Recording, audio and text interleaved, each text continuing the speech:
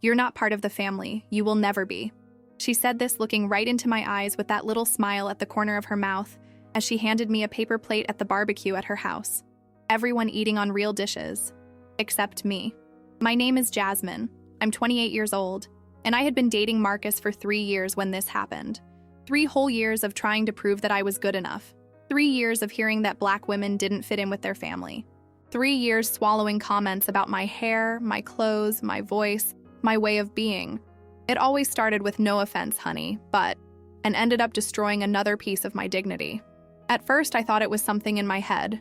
Marcus said that his mother was like that with everyone, that she just needed time to get to know me. So I was kind. I was patient. I smiled when she called me the sweetheart of the moment in front of her friends. I pretended I didn't hear her when she whispered to his sister that this kind of girl just wants to get along. I brought gifts on every birthday, offered help at every party, made an effort to be invisible when I needed it, and a gift when it was convenient. But invisible was exactly what she wanted me to be, permanently. She never called me by name. It was always the girl, she, or Marcus's girlfriend. When I arrived at her house, she greeted everyone except me. When they took a family photo, she asked me to take it. When he organized dinner, he forgot to let me know. And when I showed up anyway, because Marcus insisted, she served the food in a way that made it clear that my dish had been a forced kindness. Marcus saw all this.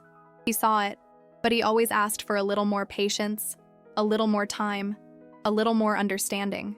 She's going to change, Jess. She just needs to get to know you better. I wanted to believe it. I really wanted to. It was after 2 years of dating that things really got worse. Marcus had been promoted at work, was earning well, and started talking about our future. He talked about owning a house, marriage, building something together. And every time he mentioned it around his mother, she would tense. Her jaw locked. Her eyes were hard. One Sunday afternoon, she called me into the kitchen while Marcus was in the living room with his father. I thought she was going to ask for help with something. She closed the door, crossed her arms, and said, "You know this won't last, right?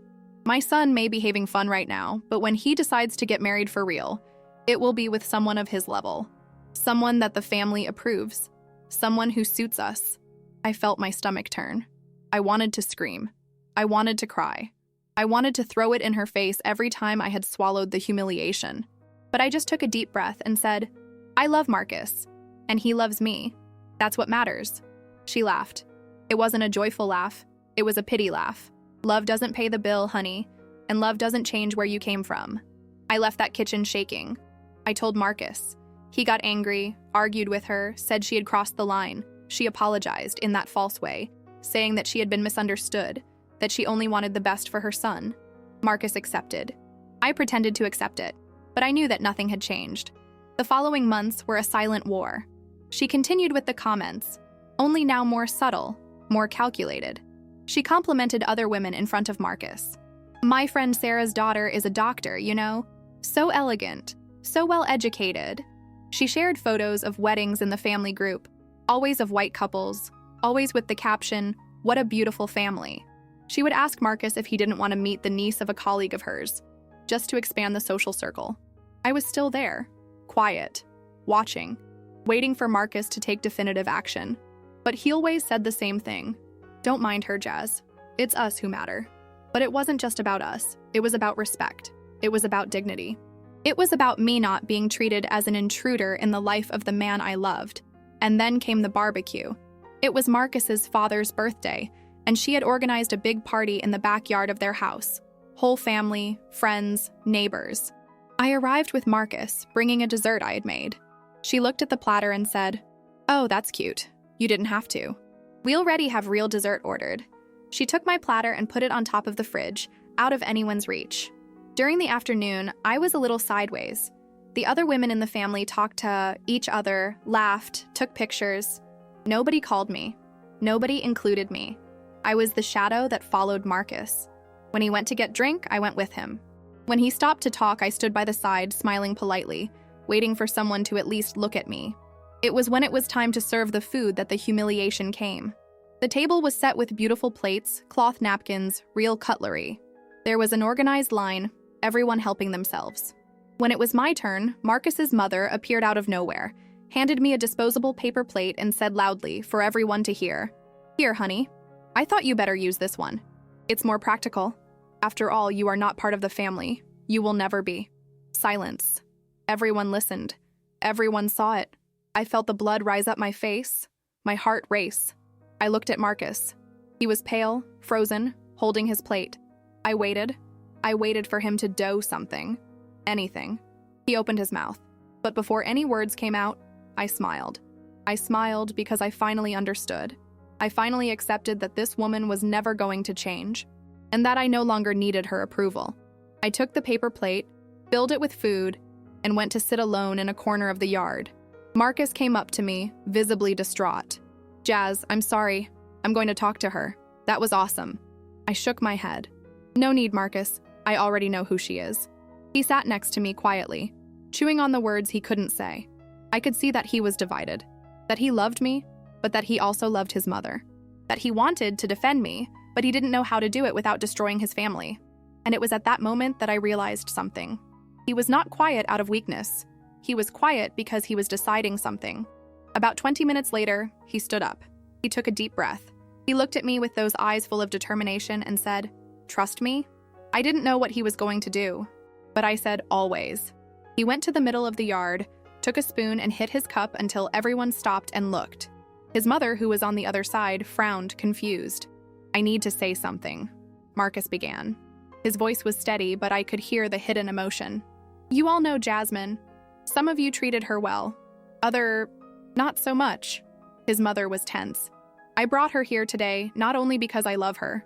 I brought her here because I wanted you to see the woman I chose to spend the rest of my life with me." My heart stopped. He reached into his pocket and pulled out a small box. Blue, of velvet. I dropped the paper plate on the floor. He came walking up to me slowly, with his eyes fixed on mine. Everyone was watching. His mother was pale, mouth open, unresponsive. He knelt in front of me, opened the box and said, loud enough for everyone to hear, "Jasmine, you are part of my family. You always have been, and I want you to be my wife. Will you marry me?" I couldn't speak. I could only nod my head, with tears flowing, with the truest smile I had given in years. He put the ring on my finger, and then the backyard exploded. Applause, screams, hugs.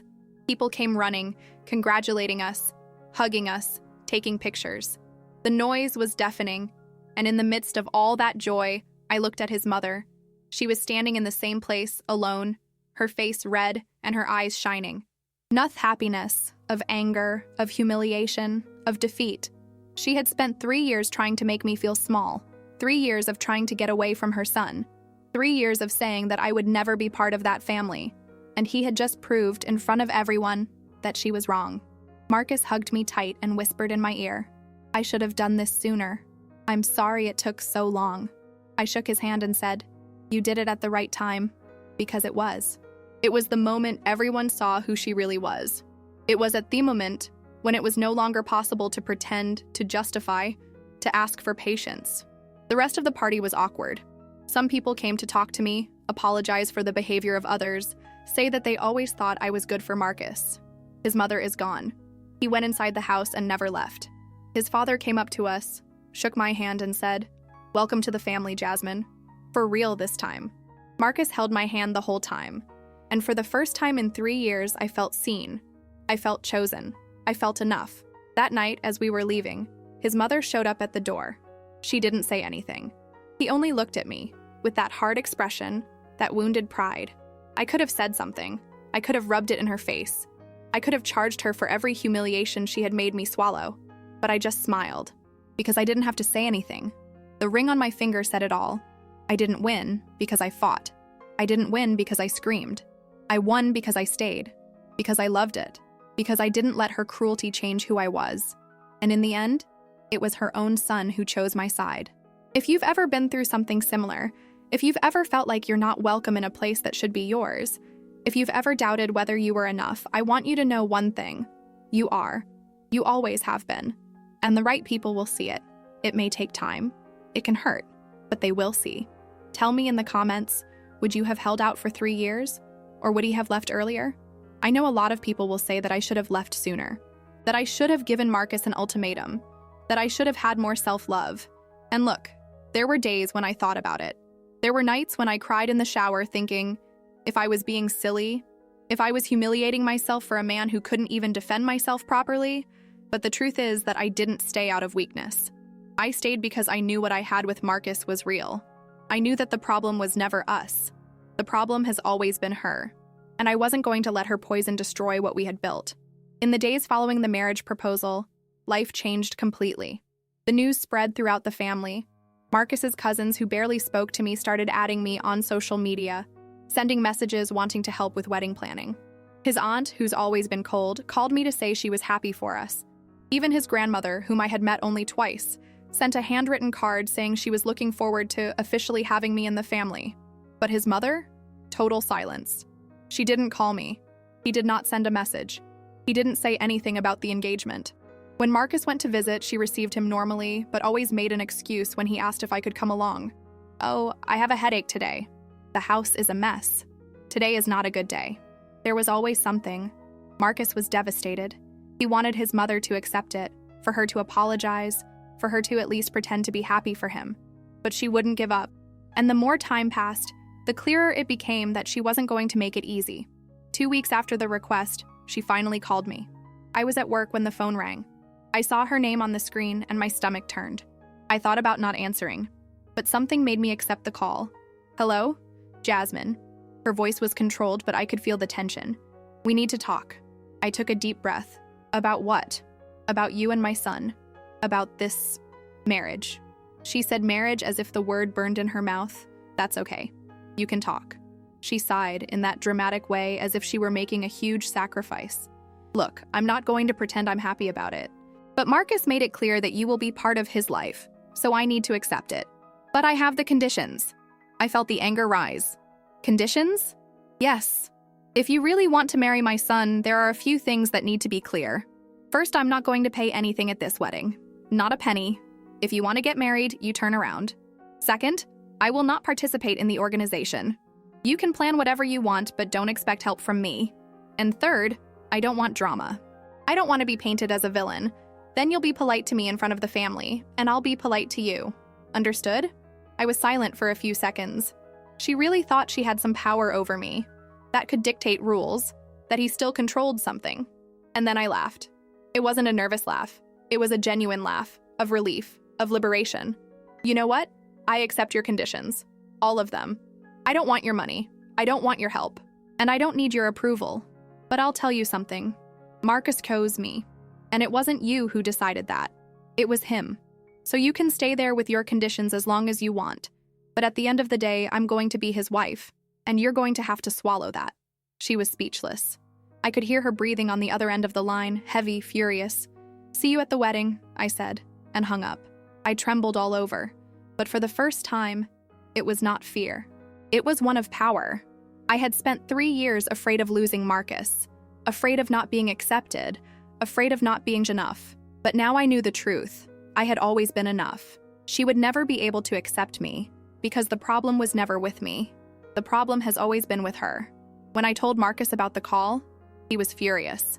He wanted to call his mother. He wanted to fight. He wanted to confront. But I asked him not to do that. Let her hang herself, Marcus. We don't need to do anything. She has already lost. And that's exactly what happened. In the following months, while we were planning the wedding, she remained distant. She didn't ask about the date, the place, the preparations. She simply ignored everything. But the rest of Marcus's family was excited. His sister offered to be a godmother. His father helped pay for the buffet. His grandmother made a point of ordering a special gift for us. The whole family was involved, except for her, and everyone noticed. People started commenting. "Where's your mother, Marcus? Why isn't she helping?" And he always made an excuse, trying to protect her image. But I could see on his face that it hurt. The week of the wedding, she finally showed up. Not because she wanted to, but because the whole family put pressure on it. Marcus's sister gave an ultimatum. Either you go, or you're going to make it clear to everyone what kind of person you are. So she went. But she went her way, with a closed face, complaining about everything, making it clear that he was there out of obligation. On the day of the wedding, I was nervous. Not because of the ceremony, but because I knew she would be there. And I didn't know how she was going to behave. If she was going to try to ruin something. If she was going to make a scene. if she was going to try to draw attention to her. But do you know what happened? Nothing. She simply disappeared into the crowd. She stayed quiet in her corner, without talking to anyone, without smiling in the photos, without participating in anything. And the more she tried to be invisible, the more people noticed her absence. Where is the mother of the groom? Why isn't she here in the picture? Isn't she going to give a speech? And Marcus, my Marcus, didn't let that ruin his day. He was radiant. He was happy. He was exactly where he wanted to be, on my side. When it was time to vow, he held my hands and said, his voice firm and his eyes full of tears, "Jasmine, I promise I will choose you every day. It doesn't matter who disagrees. It doesn't matter who tries to separate us. I'll be on your side, always." And I knew he was talking to me, but I was also talking to her. After the ceremony, at the party, his mother sat at her table, alone most of the time, while everyone danced, laughed, celebrated. And I could have felt sorry. I could have gone to her, tried to make amends, tried to include her, but I didn't. Because I learned that some people don't want peace. They want control. And when they lose that control, they'd rather be alone than admit they were wrong. At the end of the night, when everyone was leaving, she came to me, not to apologize, but to say, "I hope you make my son happy, because if you hurt him, I'll never forgive you." I looked at her, tired, exhausted from 3 years of battle, and I said, "I don't need your forgiveness. I just need his love, and I already have that." She turned her back and left. And you know what? I didn't feel angry. I didn't feel sadness. I only felt relief, because I finally understood that I didn't need to win her. I just needed to win myself back. Today, months after the wedding, her relationship with us remains cold. She doesn't care. It does not visit. It doesn't ask how we are. But Marcus is at peace with that. Petried. He gave chances. And now he knows he did everything he could. And me? I'm happy. Happy in a way I didn't even imagine was possible. Because I'm not trying to prove anything to anyone anymore. I'm no longer swallowing humiliation. I'm no longer accepting crumbs of respect. I'm Marcus's wife. I'm part of that family. And no one, ever again, will make me feel otherwise. If you are going through something similar, if there is someone in your life who insists on belittling you, on making you feel that you are not enough, I want you to know. Don't expect the approval of those who don't want to see you happy. Build your happiness anyway. Love anyway. Live anyway. Because in the end, what matters is not who was against you. It's who was by his side.